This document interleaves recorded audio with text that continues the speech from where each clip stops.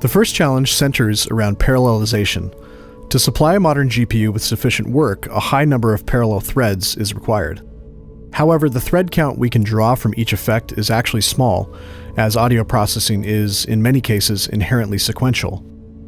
Parallelization inside of effects thus offers minor opportunities, as the thread count per effect is just too low. Parallelization across effects, that is, running the plugins in parallel, is not possible as each effect needs to run sequentially. The output of one effect forms the input of the next.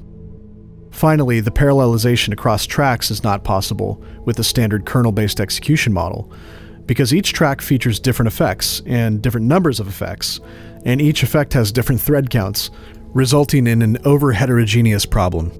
Overall, there is simply no good way to draw parallelism from real-time audio processing in the traditional sense, although clearly there is parallelism in the problem.